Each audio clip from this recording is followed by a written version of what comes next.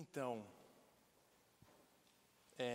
vamos começar, deixa eu começar te convidando, a acompanhar nossa leitura. Hoje será em João 14, então, se você tiver a sua Bíblia, João capítulo 14, versículos 15 a 31. Mas antes disso, antes de começarmos, vamos orar, entregar esse tempo a Deus.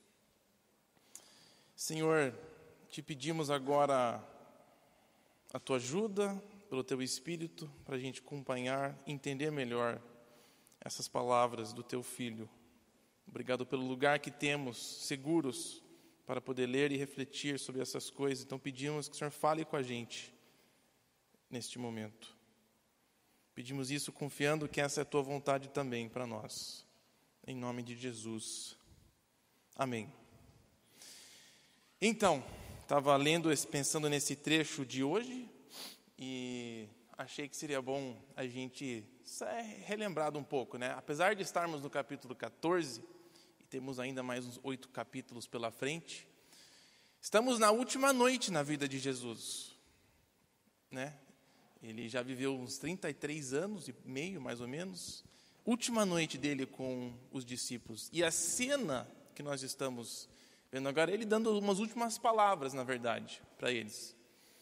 E é um momento que está meio tenso, porque já faz uns 3 anos e meio que os discípulos estão seguindo a Jesus, que ele os chamou para seguir ele, ser discípulos. Eles estão fazendo viagens curtas, às vezes, durante o ano, de alguns meses. Só que agora, nesses últimos 5 meses, eles estavam num lugar só. Antes de subir para Jerusalém e passar essa noite lá, Jesus tinha recuado com eles a ficar no lugar onde tudo começou. Vou ler um trecho aqui, você pode acompanhar comigo. Isso aqui, um pouquinho mais antes, no livro de João, fala assim, que então Jesus atravessou novamente o rio Jordão e foi para o lugar onde João batizava nos primeiros dias do seu ministério. E ali ficou, e muita gente foi até onde ele estava. A gente sabe que esse momento foi mais ou menos perto de dezembro, que diz ali que era o inverno. E foi na próxima Páscoa que Jesus subiu e teve o discurso, que ele vai ter no capítulo 14. Então, é mais ou menos uns 4 meses, dezembro até abril, que eles estavam lá. Eles nunca voltaram para casa, de acordo com o texto, nosso relatório. Então, me parece que eles ficaram alguns meses nessa cidade onde Jesus tinha começado o seu ministério, onde ele foi batizado, onde os primeiros discípulos tinham ouvido falar sobre Jesus também. Então, estavam vários meses juntos. E apesar de não saberem tudo o que ia acontecer, eles já tinham visto Jesus fazer milagres. Eles estavam um pouco confusos, porque a liderança, no geral, tinha rejeitado Jesus, Estavam meio que afastados nessa cidadezinha, nessa vila, mas tinha, de acordo com o texto, muita gente estava indo lá encontrar Jesus. E no final desse período, ele foi e ressuscitou Lázaro, causou aquele, não quero dizer escândalo, mas uma coisa incrível, ressuscitar alguém que já estava morto, conhecido pelas pessoas. E aí, naquela entrada triunfal, ele chegou e a cidade inteira de Jerusalém falando sobre o filho de Davi, o rei. A expectativa, eu imagino que crescendo, nos adolescentes, nos discípulos. Expectativas de que agora viria aquele momento que eles esperavam, da chegada do reino. Muito interessante, que aí nessa última noite eles estão conversando na boa. A gente viu alguns domingos atrás que foi a noite em que Jesus lavou os pés. E nessa conversa toda, Jesus começa com uma conversa um pouco diferente, Ele começa a falar assim, olha, o lugar que eu vou agora, vocês não podem ir. E a reação de alguns era meio assim, mas como assim? Você vai aonde que a gente não pode ir, Quero que a gente perceba aqui um pouco dessa confusão. Quando Jesus começa a falar assim, Pedro é o primeiro que fala assim para Jesus, espera aí, aonde que você vai? Né? Aí Jesus fala, o lugar que eu vou, você não pode ir. Que resposta meio chata, né? E Pedro, claro, ele fica indignado com essa coisa. Como assim eu não posso ir onde você vai agora? Não foi você, Jesus, que foi atrás de mim e me chamou para seguir você? Agora chega aqui nessa noite e você está falando que você vai sumir? Ontem, nos jovens, estávamos conversando um pouco sobre que confusão que foi essa cena, né? E Jesus tentando explicar, talvez aliviar um pouco, mas pelo menos vocês sabem o caminho até lá. Vocês não podem ir agora, mas depois vocês vão. E, claro, todos confusos, Tomé fala, Jesus, não estamos entendendo nada, tá? A gente não sabe para onde você vai, muito menos como chegar lá.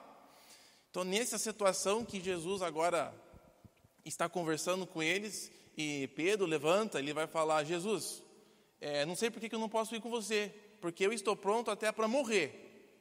Se for coisa de coragem, eu estou pronto para enfrentar. E a resposta de Jesus é, sério, cara? Antes de amanhecer, você vai me negar 3 vezes. Você acha que você morreria por mim? Você nem está pronto a passar vergonha por mim. É engraçado essa cena aqui. Então está aquele desespero, assim, Jesus falando de morte, falando de traição, de ir embora. Então eles estão meio caóticos neste momento. Estamos conversando ontem como muitas vezes a gente se sente assim, seguindo a Jesus. Nossa, para onde que você foi, Jesus? Para onde que nós estamos indo? O que está acontecendo aqui? Situação que dá para a gente se identificar. E é neste momento, é nesse ambiente que Jesus quer dar essa palavra de conforto. Ele vai tentar consolar os discípulos agora. A gente leu o que ele disse semana passada, ele fala assim para eles, não se perturbe o coração de vocês, creiam em Deus, também creiam em mim. Na casa de meu pai há muitas moradas. Se não fosse assim, eu lhes teria dito. Não perturbe o seu coração. Jesus quer consolar o coração deles. Ele vai tentar falar algo que vai trazer um pouco de esperança para aquele momento, para eles, de confusão, talvez um pouquinho de desespero. Nossa, você vai embora, mas olha tanto que a gente fez para seguir o Senhor. Sabe que eles ficaram 3 anos, né, seguindo e andando com Jesus. Aí ele fala que ele vai embora. Quem que tem, talvez, não sei, mas eu não conheço muita gente que tem a habilidade de ficar, vou ficar 3 anos fora, sem trabalhar. Uma pessoa que tem família, pelo que a gente sabe, Pedro tinha família, né? Alguns dos discípulos tinham uma família, tinham um emprego, e ficaram alguns anos seguindo a Jesus. E agora Jesus fala, eu vou embora. Então, eu imagino que também gerou um pouquinho de desespero nesse sentido, né? Como é que eu vou, então, o que eu vou fazer? Vim até aqui com você. Então, ele fala, não perturbe o seu coração. Aí ele dá essa palavra que ele fala, na casa de meu pai há muitas moradas, se não fosse assim, eu lhes teria dito. Nós vimos semana passada com Padilha, que ele estava falando de uma coisa muito interessante aqui, essa morada com Deus. E apesar de Jesus estar indo embora, uma coisa ele quer afirmar para os discípulos aqui, eu estou indo embora, mas a minha saída daqui vai possibilitar uma comunhão muito mais íntima com Deus, que vocês terão. E é isso que ele se refere aqui, uma morada com Deus. Mais para frente nós vamos ver, e eu queria já destacar isso antes de nós chegarmos lá, mas mais para frente ele fala, usando a mesma palavra, meu Pai o amará, e nós viremos a Ele e faremos uma morada, uma habitação em uma pessoa. O que Jesus quer dizer aqui é que eu estou saindo, mas a minha saída vai resultar numa habilidade de nós estar muito mais próximos de Deus. Nós vamos desenvolver esta ideia de como isso funcionou como consolo para os discípulos e também funciona como consolo para nós, hoje em dia. A promessa que Deus está junto com a gente, habitando dentro da nossa vida. Então, eu queria só esclarecer essa ideia no início, dessa morada. A Bíblia fala de uma morada que a gente tem com Deus. E eu queria te mostrar um outro texto interessante em relação a uma morada, que veio à minha mente quando eu estava pensando sobre esse trecho, que se encontra em 2 Coríntios, eu tenho o texto aqui, se você quiser ler. Paulo conversando com os coríntios, ele fala assim: sabemos que, se for destruída nossa terrena casa de tenda, talvez não faça sentido em português, eu sei que talvez esteja errado, mas estas são as palavras literais. Pequena casa de tenda em que vivemos. O que ele quer dizer ali é esse corpo. Paulo está falando, sabemos que se for destruída essa casinha de tenda, essa barraca que a nossa alma habita, temos da parte de Deus um prédio. Temos uma casa eterna nos céus, não construída por mãos humanas. E o contexto ali geral, fica muito claro que ele não está falando de casas, ou de barracas, ou de prédios. Ele está falando do nosso corpo.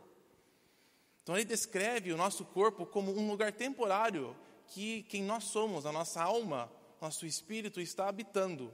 É uma coisa temporária. E nós temos algo eterno da parte de Deus. Fala o versículo 2, enquanto esperamos, nós estamos aqui gemendo, não de frio que nós estamos aqui, mas gemendo, desejando ser revestidos da nossa habitação celestial. Muito legal como Paulo descreve que o nosso corpo aqui é tipo uma barraca, quando a gente for comparar com o corpo que nós vamos receber de Deus na eternidade. Tipo uma barraca esse corpo, facilmente estraga, frágil. Mas o que Deus tem para nós, o corpo da ressurreição, é tipo um castelo, uma mansão, uma casa construída por mãos que não são humanas.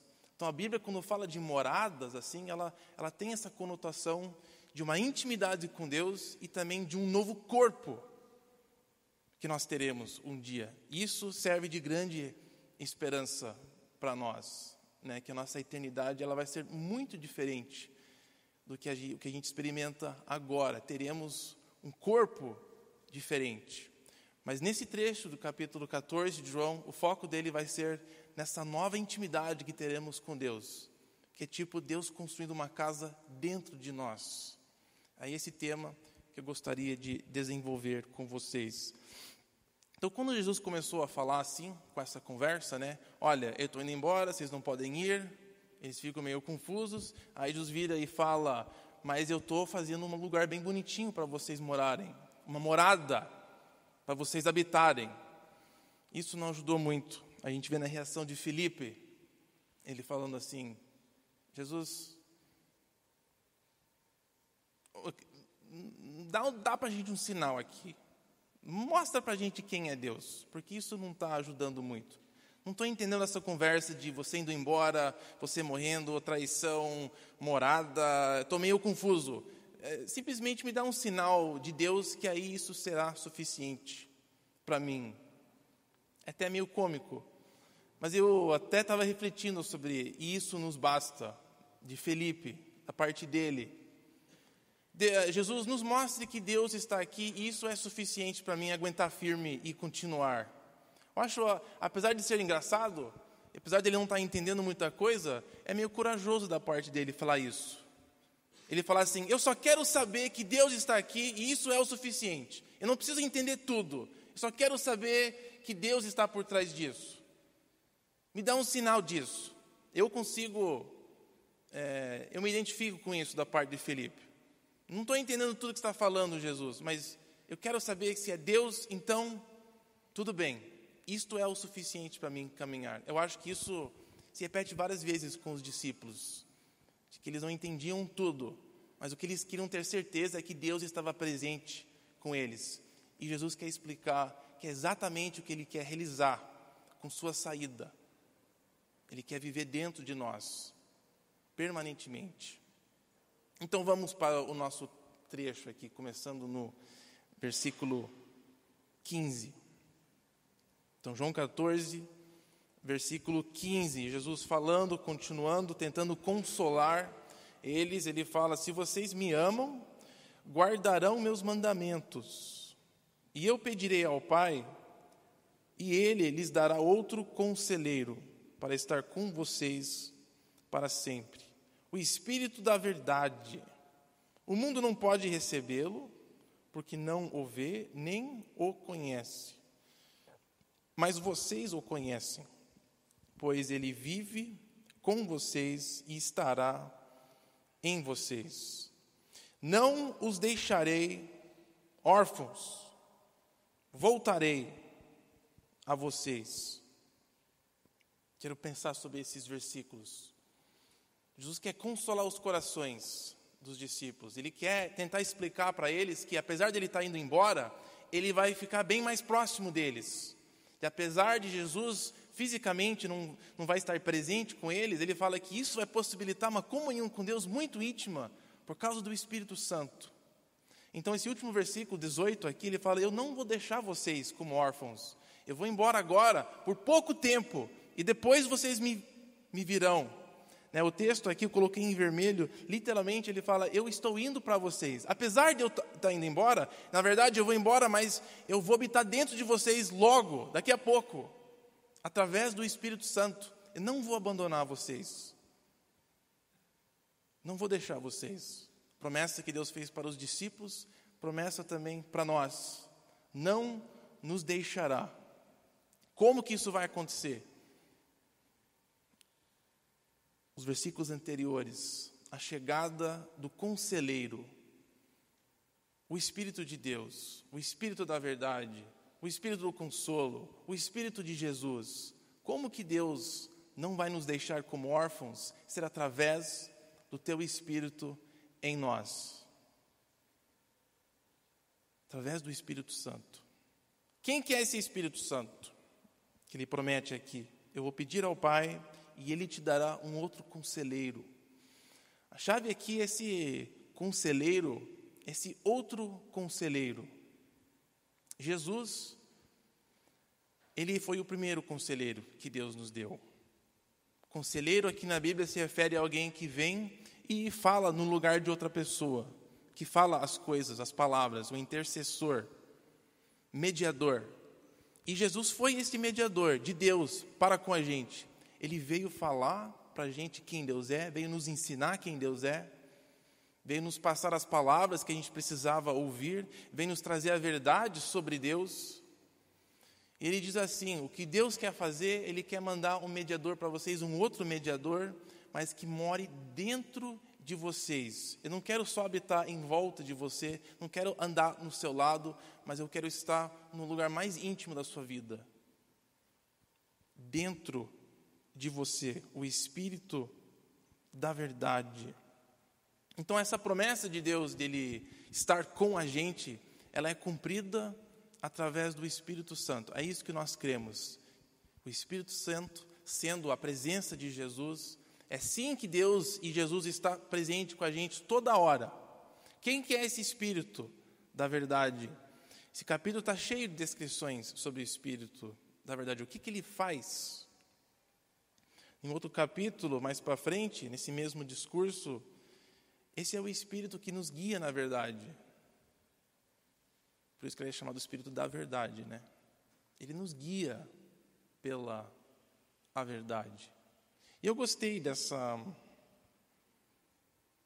palavra, nos guia. Não só apenas nos ensina a verdade, mas Ele é quem nos guia pela a verdade. Pensei um pouco que o Espírito de Deus também nos ensina a verdade. Mas qual que é a diferença entre ensinar e de guiar na verdade? E refletindo um pouco sobre essa questão, né? Ensinar a verdade seria ele apenas explicar, falar, né, alguma coisa. Um professor, você fazendo alguma pergunta e ele explicar para você, te ensinar. Mas guiar é um pouco diferente, né? Estava pensando mais tipo GPS, como um GPS guia a gente. Guiar requer que você preste atenção no guia. O guia não vai necessariamente te falar tudo o que você quer ouvir no momento, né? Guia, às vezes, não vai explicar tudo. Quando você está sendo guiado por alguém, tem um pouquinho de sensação de confiança nessa pessoa. O Espírito Santo de Deus é a presença de Jesus dentro de nós, que nos ensina toda a verdade e que também nos guia, diz aqui, por toda a verdade de Deus, pelo caminho na nossa vida. O Espírito de Deus, ele não simplesmente revela o que a gente quer saber. Ele não simplesmente responde perguntas, mas ele é um guia. Semelhante ao GPS, ele vai indicando direção, ele vai confirmando as palavras de Deus na nossa vida. Eu acho legal essa noção de confiança, porque requer um pouquinho de um relacionamento com essa pessoa, de confiar para você seguir o guia. Você precisa tomar a decisão de confiar e seguir aquela máquina. Tem vezes, quando eu ligo o Waze, que dependendo do horário e onde eu estiver, eu não sei totalmente se eu quero seguir aquele guia. Porque às vezes não, quase toda vez, dependendo do mesmo local, ele me dá uma sequência diferente, né? Às vezes eu tenho que checar 2 vezes se eu coloquei o local certo. Não sei se você faz isso. Eu coloco, eu vou seguindo, daqui a pouco, esse aqui é o novo caminho. Será que eu coloquei o endereço certo para onde que eu estou querendo ir, né? Eu sei que mais ou menos 15 minutos, mas eu nunca fui por esse caminho, e eu que não conheço aqui.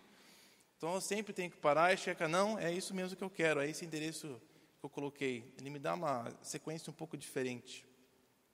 O Espírito Santo, como guia, muitas vezes ele vai nos guiar e vai requerer que a gente confie no que ele está falando para nós.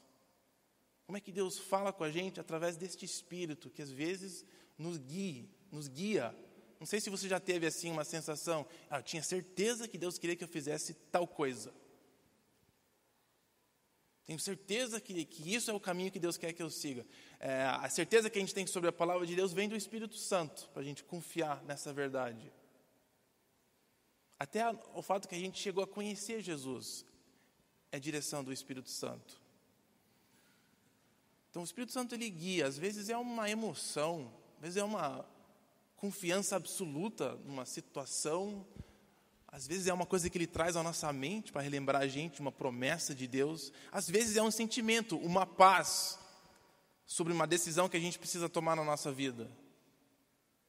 Às vezes é o contrário, né? É uma falta, é uma ausência de paz que a gente tem sobre uma direção, um caminho que a gente vai traçar na vida, chegando numa decisão importante. Então Jesus tentando consolar os discípulos, falando que eu vou embora, fala assim, mas isso vai possibilitar que o Espírito Santo, o Espírito da verdade, venha a você para te conduzir de uma forma muito mais profunda do que apenas eu aqui fisicamente falando com você.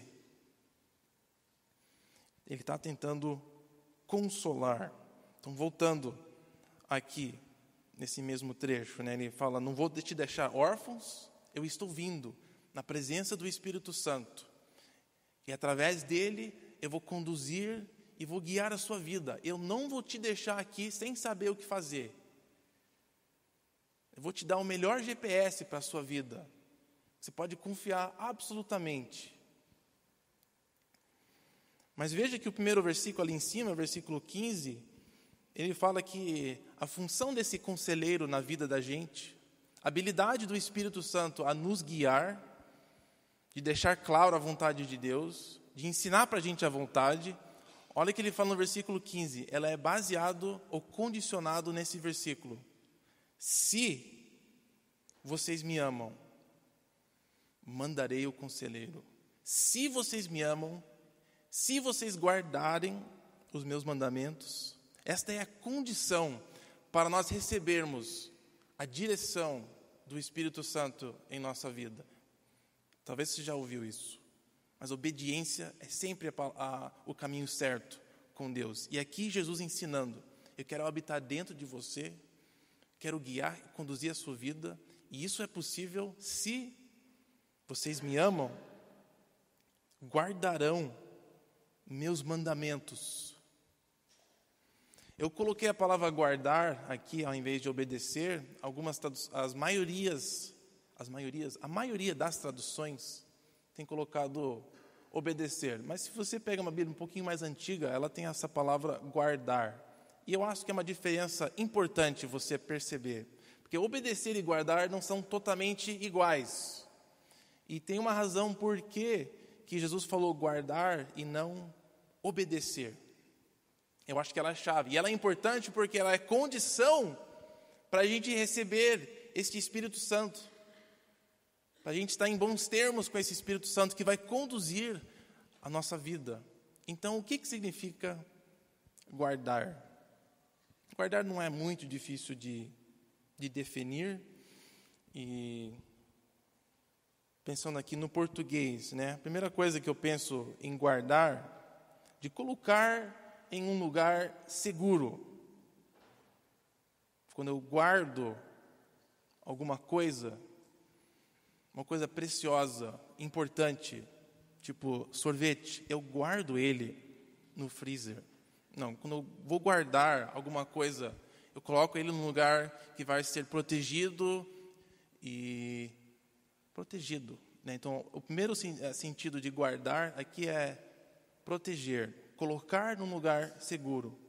O segundo sentido de guardar é muito parecido, na verdade, que é de manter naquele estado alguma coisa. Então, quando a gente fala de guardar as palavras de Deus, guardar os mandamentos, é muito mais do que obedecer. Guardar, como que nós guardamos as palavras, os mandamentos de Deus? No primeiro lugar, é nós colocarmos essas palavras num lugar seguro e protegido. O primeiro sentido de nós guardarmos as palavras de Deus num lugar protegido e seguro. Sabe como é que é prestar atenção? Tem vários níveis de prestar atenção, né? Tem aquele prestar atenção que é assim, a sua vida depende de você prestar atenção, né? Você está totalmente conectado e ligado no que está sendo falado e você até consegue repetir palavra por palavra. E geralmente, para prestar atenção, eu preciso colocar os meus olhos no lugar onde eu estou prestando atenção. Senão, é bem provável que eu não estou totalmente prestando atenção, né? Pelo menos eu sinto assim com pessoas. Se a pessoa não está olhando nos meus olhos, eu não sinto que as pessoas estão prestando atenção total. O outro nível para mim de prestar atenção é eu olhar num outro lugar, mas eu estou pensando, né? Mas eu estou com os meus olhos meio... Se surgir alguma coisa mais interessante, eu vou viajar. Então, tem esse outro nível de prestar atenção para mim. O terceiro, prestar atenção para mim, você está fazendo barulho, mas eu estou nem aí. Eu estou em outro lugar. E eu vou me mexer bastante fisicamente. São alguns sinais de como eu estou prestando atenção. Eu acho que eu demonstro fisicamente os meus níveis de prestar atenção. E o que a gente vê aqui é Jesus falando, guardar os meus mandamentos é de você prestar atenção nas minhas palavras e deixá-las entrarem. E não colocar elas num lugar que facilmente elas são esquecidas. Então, guardar os mandamentos, as palavras de Deus, é de nós colocarmos ela num lugar seguro, prestarmos atenção. Eu acho que isso é separar um tempo, quando você consegue ler as palavras de Deus, sem muita distração. Eu não consigo fazer isso se eu não dedicar e separar um tempo. Guardar as palavras de Deus é de você separar um tempo especial, seja 5 minutos, seja 3 minutos. Menos que 3 eu não recomendo, mas 3 está bom. 10, 15 minutos para você guardar a palavra de Deus. Você precisa de silêncio para você colocar ela no lugar que ela vai ficar e descer. Não só entrar assim, às vezes quando está escutando o rádio e dirigindo ao mesmo tempo. Às vezes as coisas não ficam totalmente, né? Você não escuta tudo. Então as palavras de Deus, elas precisam ser guardadas. Você precisa prestar atenção nelas, colocá-las no seu coração. Talvez desenvolver a prática de memorizar elas. As coisas que Deus fala, as histórias que a gente encontra neste livro, as palavras de Jesus. Faz muito tempo que eu não memorizo versículos bíblicos. Eu lembro que como criança era bem mais comum em algumas atividades que a gente tinha na igreja. Mas eu acho que é isso. Guardar, de lembrar, saber quais são. O segundo aqui, vigiar, cuidar, eu acho interessante. Muito mais do que obedecer, a gente coloca ela num lugar seguro e aí precisa de uma vigilância constante. A gente precisa voltar e ser relembrado. Essa coisa diária A Bíblia fala de guardar, ela também fala que a sabedoria encontrada nela é que nem uma mulher que coloca um banquete assim e fica convidando você a vir comer dela. Vem comer que eu tenho aqui para você diariamente. Vem cá que eu tenho um banquete para você. Promessa feita em Provérbios. Eu acho que essa é a ideia de nós constantemente voltar e rever as coisas que temos depositado dentro do nosso coração. A gente precisa ser relembrado, não ser distraído. Então, quando Jesus fala guardar a minha palavra, muito mais do que obedecer e fazer o que ela fala, nós precisamos guardar ela no nosso coração.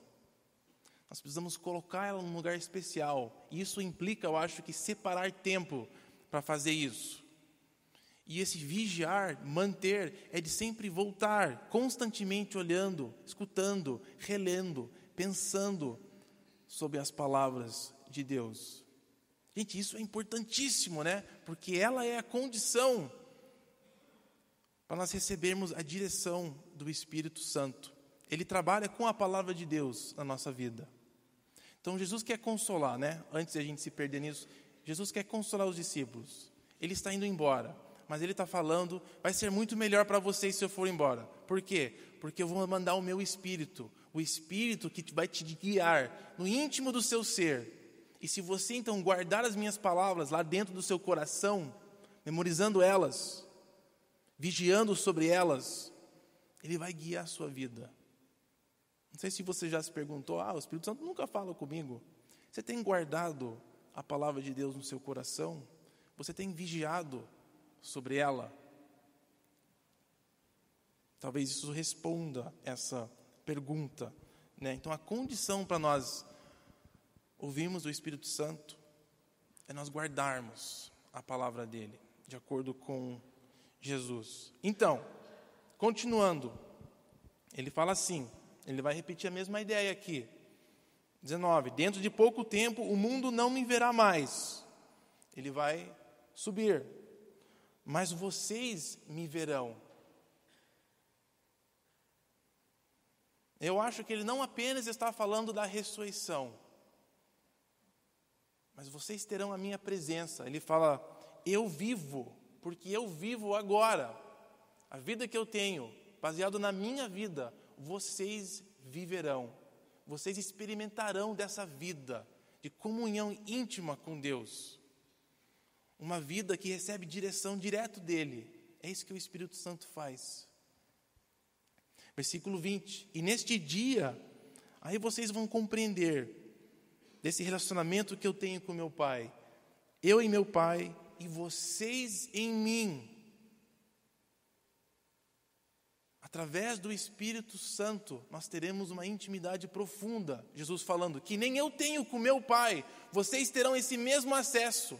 Isto que é vida eterna, de acordo com João. Vida eterna é conhecer a Deus. E isso é possibilitado através do Espírito Santo. E nós temos acesso ao Espírito Santo quando nós guardamos as palavras de Deus. Naquele dia aí vocês vão entender a comunhão que eu tenho com meu Pai, vocês também terão comigo e meu Pai. Versículo 21, ele repete, né? Então quem tem os meus mandamentos, eles guarda, é esse que me ama. E aquele que me ama, também será amado por meu Pai. Eu também o amarei. Coisa amorosa. E me revelarei a ele. Através dessa intimidade, através do Espírito Santo, Jesus guia a nossa vida, nos conduz, quando nós guardamos a palavra dele dentro do nosso coração. Novamente, eu vou repetir, eles estavam começando a ficar desesperados, e Jesus explica, eu vou embora, mas vai ser muito melhor para vocês se eu for embora, porque vocês receberão o Espírito Santo, e vocês desfrutarão dele quando vocês guardarem as minhas palavras. E aí eu e o meu Pai, nós viremos a vocês e a gente vai se revelar a vocês. Está parecendo meio místico, né? Meio estranho. E Judas teve a mesma impressão. Ele fala assim, Senhor, como? Como que isso vai acontecer? Como que você vai se revelar a gente, mas não por todo mundo? Como que o mundo não vai te ver, mas nós vamos te ver?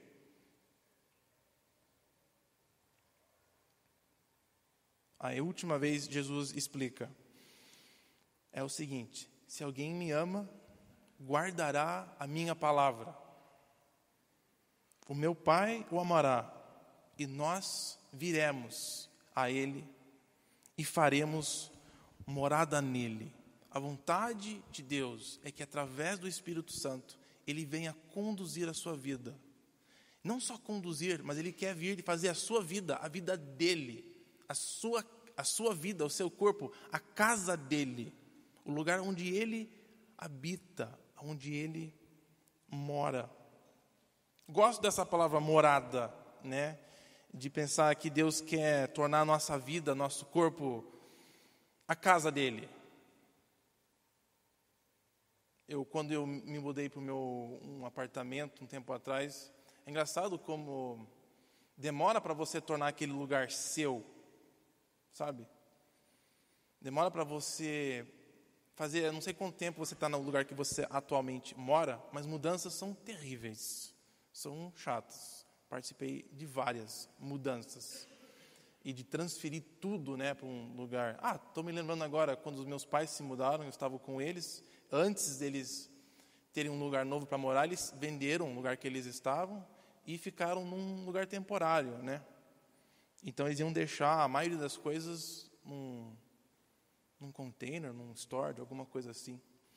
Mas aí, para o lugar que nós íamos ficar só há pouco tempo, minha mãe queria tornar ela a casa. Lá no 6º andar, ela queria que eu carregasse um monte de coisa. Ela falou: mãe, mas você não precisa dessas plantas lá em cima, se a gente vai tirar elas daqui a pouco. Esse é um lugar temporário, por favor. Não, mas eu quero que a gente se sinta em casa, lá, naquele lugar. E colocar os negócios nas paredes. Mas, por favor, tem que colocar as coisas nas paredes, né? E é engraçado que até que funciona, né? Você entra num lugar que não é conhecido, e parece que colocando as suas coisas lá, vai enchendo aquele lugar com um pouquinho do seu cheiro. Você olha nas paredes, são coisas familiares, né? E você começa a se sentir um pouco mais em casa. Então é engraçado essa noção de fazer uma morada, fazer uma habitação. E Deus falando: o que eu quero fazer na sua vida através do Espírito Santo é tornar a sua vida a minha casa. O que Ele quer dizer com isso? É como se o nosso corpo, a nossa vida fosse uma casa, com quartos diferentes. E Deus não quer visitar um quarto, ficar na casa o quartinho do hóspede. Ele quer que a sua vida seja a casa dele. Que todos os quartos, todas as salas, todas as paredes sejam com as coisas dele.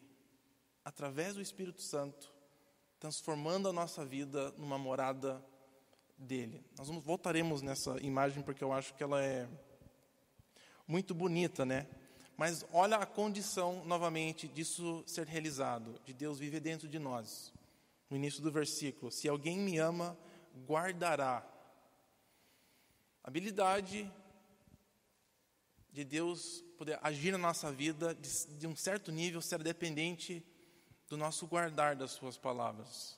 O bom para mim que não é obedecer é porque eu sei que eu não consigo obedecer totalmente Deus, né? Mas fazer o esforço, pelo menos, de guardar algumas coisas, eu acho que parece que é um pouquinho mais dentro do meu alcance, poder guardar as coisas no meu coração de Deus. Que criança consegue fazer isso, né? Então, eu acho que eu também consigo. De guardar, de colocar num lugar especial, tirar as distrações um pouco da minha vida e separar um tempo para colocar a palavra dele dentro do meu coração, de vigiar sobre essas palavras. E a promessa de Deus é que Ele, com Jesus, virá a nós de uma forma especial e vai começar a arrumar a nossa casa lá dentro. Talvez vai começar a pintar algumas paredes. Talvez vai arrumar aquelas salas que a gente nem entra. Faz tempo a gente não abre aquela porta.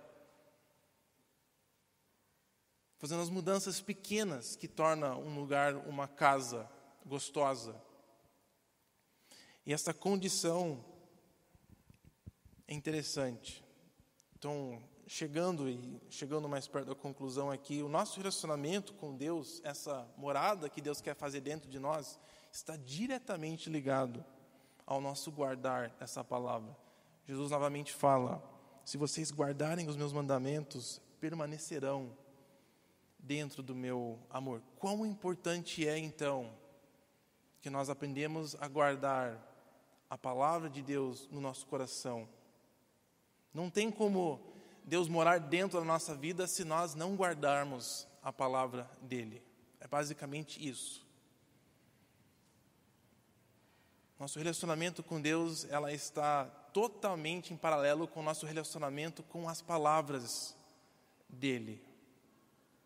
Muito interessante isso. E o que acontece é que conforme a gente vai colocando as palavras dele no nosso coração, o Espírito Santo vai nos guiando, vai nos mostrando, vai nos consolando, vai nos reparando, vai nos reconstruindo, vai nos curando, vai nos transformando numa morada de Deus. E eu pensei em algumas coisas interessantes sobre isso, né? Já falei como a gente pensa numa casa com salas e Deus pintando, colocando o sofá em outro lugar, trocando de móveis, tirando certas coisas velhas.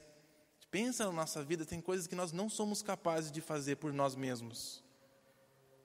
Mas Jesus promete vir ao nosso encontro e mudar a nossa vida, num lugar onde Deus habita. Um Deus que é a fonte de toda alegria. Sabe que Deus é a fonte de alegria? A alegria existe porque Deus existe.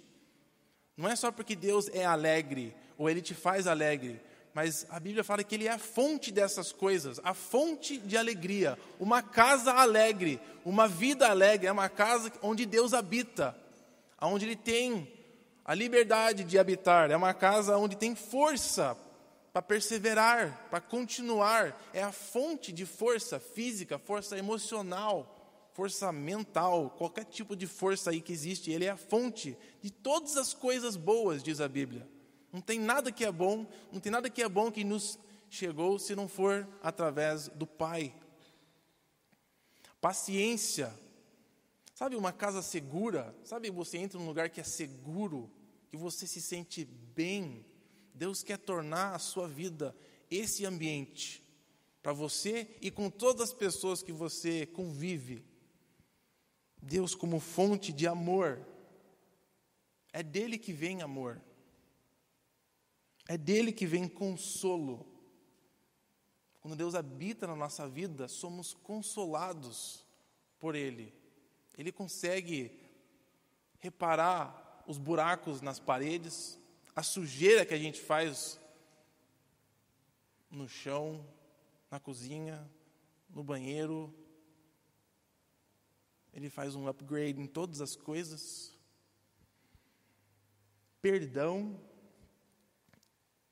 Até coloca desejo para a santidade dentro de nós. Quando nós guardamos as palavras de Jesus no nosso coração, o Espírito Santo vem agir dentro de nós, transformando a nossa vida num ambiente que Deus habita. Isso eu acho que também inclui mudança de pensamentos. Ele começa a mudar como a gente pensa sobre as coisas. Os nossos valores, né, as coisas que a gente valoriza. Quando Deus habita dentro de nós, há transformações. Nossos pensamentos e valores são transformados. Começamos a pensar mais semelhante a Deus. É o trabalho do Espírito Santo dentro de nós. Conforme Ele vai mudando os nossos pensamentos, Ele também muda até os nossos sentimentos. Ele até é capaz de curar amarguras profundas na nossa vida, de nos libertar de problemas, de vícios, de mudar atitudes que nós achamos impossível isso mudar, porque eu sempre fui assim. Você é impossível mesmo, mas no lugar onde Deus habita, não tem nada que é impossível. Se Deus habita ali, se Deus habita dentro de você, isso aqui nunca vai mudar.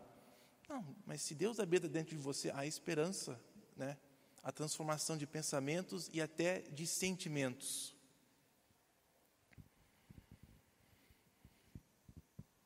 Beleza, vamos terminando, concluindo aqui essa fala, esses versículos. Falei que eu ia até o versículo 31, então vou lá. Tudo isso, Jesus falando, tenho-lhes dito enquanto ainda estou com vocês. Mas o Conselheiro, esse Espírito Santo, que o Pai enviará em meu nome, lhes ensinará todas as coisas. Ele lhes fará lembrar tudo o que eu lhes disse. Quando a gente guarda as palavras de Deus e faz um esforço de colocar ela num lugar seguro, o Espírito Santo vai lá e ele começa a trabalhar com aquilo. Então, como que o Espírito Santo fala com a gente? Como que ele guia a gente? Através das coisas que a gente vai depositando lá dentro. Ele vai, busca, nos relembra de verdades. Versículo 27, é muito importante você ver a conexão do versículo 27 com essa declaração. Deixo-lhe a paz, a minha paz lhes dou. Esse versículo está totalmente ligado com o Espírito Santo na sua vida. A paz de Deus, ela não é separada do Espírito Santo. Ela não vem, é um pacote. Não vamos ter a paz de Jesus, essa paz que Deus promete governar nosso coração, a não ser através do Espírito Santo. E nós não vamos ter a ação do Espírito Santo na nossa vida se nós não guardarmos a palavra dele no nosso coração. Que você veja essa ligação pertinho, essa paz que Jesus promete. Uma paz que não é baseada no jeito que a gente está se sentindo, das circunstâncias, ela está diretamente ligada à presença do Espírito Santo em nossa vida. Jesus fala, não a dou como o mundo dá. Ela não é só quando você tem nada de errado na sua vida, aí você vai ter paz. O mundo requer que você tenha mais ou menos, você se sentir bem quando você acha que as coisas estão certas e sob o seu controle. Mas Jesus dá paz para a gente mesmo com tudo caótico. Ele produz uma paz. É possível obter uma paz no Espírito Santo. Não se perturbe o seu coração. Não tenham medo. Então, ao invés de Jesus explicar tudo para os discípulos do que ia acontecer, eles não iriam ser capazes de entender tudo. Ele fala, eu darei o meu Espírito para andar com vocês. Este Espírito te guiará pelo caminho. Ele fará você uma morada de Deus, uma casa de Deus. E deixarei a minha paz com vocês através dele. Falei que o ETL 31, vamos rapidinho ler para completar aqui. Vocês me ouviram dizer, vou e estou indo. É literalmente assim. Parece que não faz sentido, mas quando nós entendemos que Jesus quer vir a nós através do Espírito Santo, aí isso faz sentido. Eu estou indo, mas ao mesmo tempo eu estou indo a vocês. Se vocês me amassem, vocês ficariam contentes, porque eu vou para o Pai é maior do que eu. Isso lhes digo agora, antes que aconteça, para que quando acontecer, vocês creiam. Já não lhes falei muito, pois o príncipe desse mundo está vindo e ele não tem nada a ver comigo. E, para terminar, todavia é preciso que o mundo saiba que eu amo o Pai. É por isso que eu faço, por isso que eu obedeço a Deus. Vamos sair daqui. Ele termina assim. Ele ia sair cantar com os discípulos, antes dele ser traído e algemado. Antes, então, eu preciso que o mundo saiba desse relacionamento, Jesus falando. É por isso que eu obedeço, eu faço o que o Pai me diz. Esse é o mesmo padrão para nós. Como é que nós vamos tornar Deus conhecido no mundo? Vai ser esse mesmo exemplo que Jesus deu, obedecendo o Pai. A nossa vida em torno é tornada uma casa de Deus, onde pessoas podem vir e experimentar quem Deus é, através do conviver com você, quando o Espírito Santo age e habita dentro de nós. Vamos orar. Senhor, é isso que nós queremos na nossa vida. Nós queremos a Tua presença, nós queremos ser tornado numa habitação Sua. Nós queremos ser um lugar onde o Senhor habita, onde o Senhor tem a liberdade de organizar, de falar, de mudar. Também nós precisamos da Tua presença transformadora, Tua presença que nos cura, que mude os nossos pensamentos, que mude os nossos sentimentos. Nós precisamos do Senhor em nossas vidas. E somos gratos que temos essa promessa, que não é a gente que faz isso, mas é o Senhor. Então pedimos essa obra dentro de nós. Queremos ser pessoas que transmitem a Tua presença pelo mundo. Obrigado pelo exemplo do Teu Filho, que nos ensina como fazer isso. Obrigado pelas palavras que o Senhor deixou gravado para nós sabermos como deixar isso acontecer dentro de nós. Pedimos que o Senhor confirme a Tua presença aqui no nosso meio, enquanto a gente canta, enquanto a gente Te agradece, quando a gente levanta e exalta o Teu nome, que a Tua presença seja manifesta aqui entre nós. Em nome de Jesus. Amém.